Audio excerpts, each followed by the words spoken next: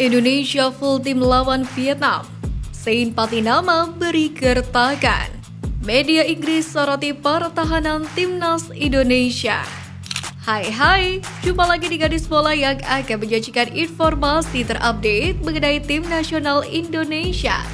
Simak berita selengkapnya berikut ini.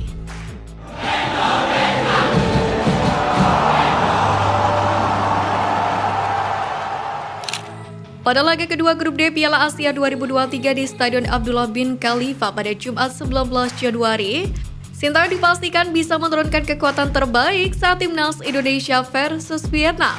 Ketua Badan Tim Nasional Sumarji yang mendampingi skuad Garuda di Qatar pun memastikan pemain yang mengalami masalah saat melawan Irak sudah sepenuhnya pulih, termasuk diantaranya Asnawi Mangkualam Bahar, Jordi Amat, dan Rizky Ridho.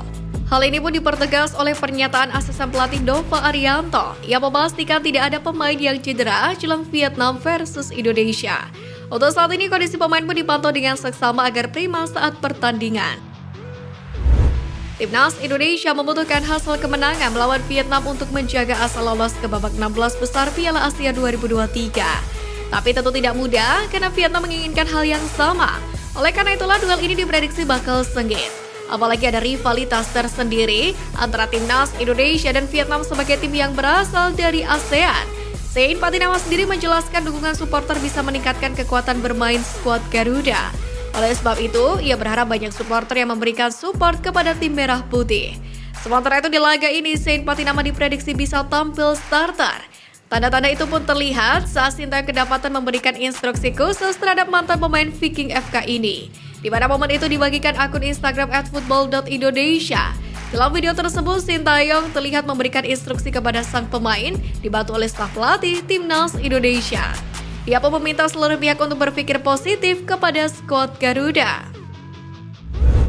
Elkan Bagot menjadi salah satu pemain krusial di pertahanan skuad Garuda. Dia juga sudah reguler mendapatkan panggilan timnas Indonesia dan sudah mengkoleksi 20 caps.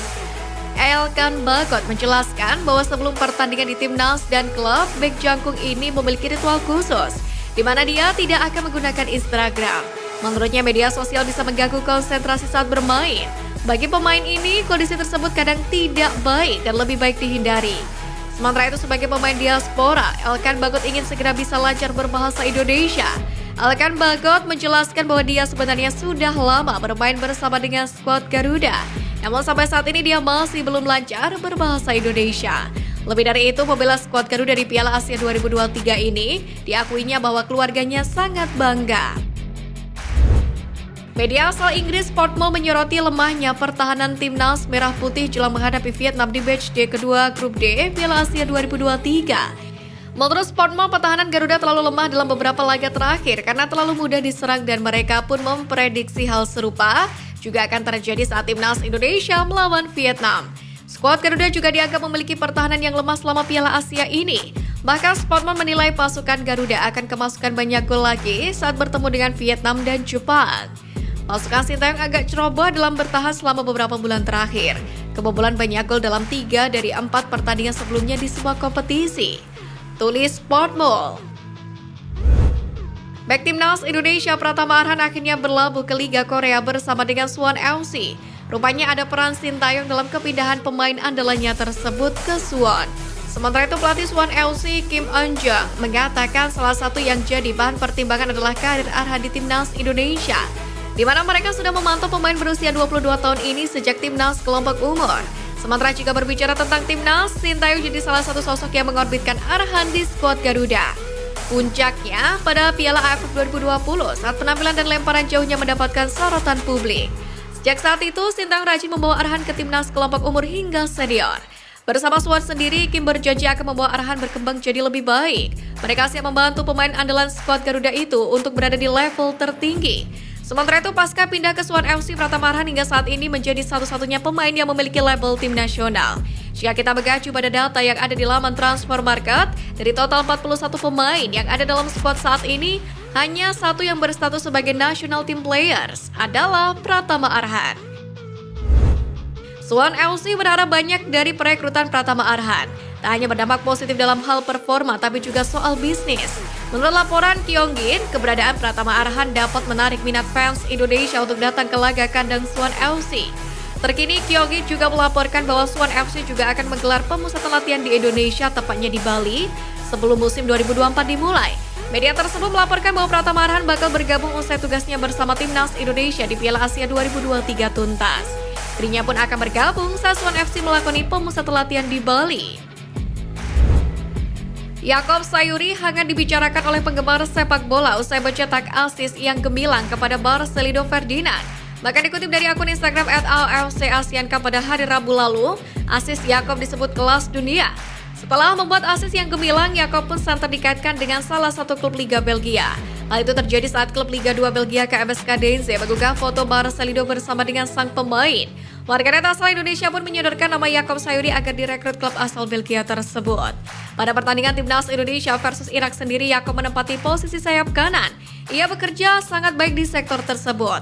Namun di babak kedua, pelatih Sintang mengubahnya menjadi bek kanan. Langkah ini sedikit disayangkan oleh beberapa pihak, namun menarik menunggu taktik Sintang untuk Timnas Indonesia lagi untuk memberikan perlawanan untuk menang atas Vietnam. Presiden Joko Widodo mengapresiasi perjuangan punggawa Garuda ketika bertanding melawan Timnas Irak pada pagelaran Piala AFC yang digelar di Qatar pada Senin kemarin. Meskipun gagal meraih kemenangan, namun RI1 ini menilai Timnas Indonesia sudah tampil baik. Pada kesempatan ini, menurut Presiden Jokowi, untuk membangun sebuah tim yang baik itu diperlukan waktu. Ia pun mengapresiasi Timnas Indonesia yang beranggotakan banyak pemain muda sehingga baik untuk jangka menengah hingga panjang. Pemain Timnas Irak Mohanad Ali terkejut melihat kualitas pemain Elkan Bagot yang berkelas Eropa. Hal itu terjadi usai aksi Ali dalam mencetak gol bisa dihentikan dengan ciamik oleh Elkan Bagot. Tepatnya di babak pertama, Elkan Bagot dengan tenang menghentikan peluang matang Ali. Dia berhasil melakukan tackle bersih hingga menghentikan pergerakan Ali yang sudah ada di depan gawang Timnas Indonesia. Usai aksi itu, Ali pun terlihat langsung duduk terdiam di depan gawang skuad Garuda. Dia bak meratapi kegagalannya mencetak gol gara-gara dihentikan oleh bek jangkung skuad Merah Putih. Hal ini tentu saja terjadi karena kualitas dari Elkan Bagot, sebab dia sendiri memang sudah banyak mendapatkan pengalaman selama berkarir di Eropa. Saat Timnas Indonesia berjuang di Qatar pada turnamen Piala Asia 2023, di dalam negeri progres proyek Kompleks Training Center PSSI yang dibangun oleh PSSI di Ibu Kota Nusantara mendapatkan kunjungan dari Presiden Republik Indonesia Joko Widodo. Dalam kunjungan kerjanya ke proyek Kompleks Pemusatan Latihan Timnas Indonesia di IKN, Jokowi menyebutkan bahwa progres pembangunan area TC tersebut telah berjalan sekitar 20%. Presiden Jokowi juga berharap bahwa nantinya Timnas Indonesia baik senior ataupun kelompok umur sudah dapat menggunakan fasilitas tersebut sekitar bulan Juni ini. Sementara itu, Ketum PSSI Erick Thohir sendiri menargetkan pembangunan area training center tahap 1 nantinya akan diselesaikan pada sekitar bulan Mei 2024 mendatang. Tentunya seperti yang diharapkan oleh Bapak Presiden Joko Widodo, Timnas Indonesia baik senior maupun kelompok umur diharapkan dapat menikmati fasilitas tersebut secepatnya di pertengahan tahun ini.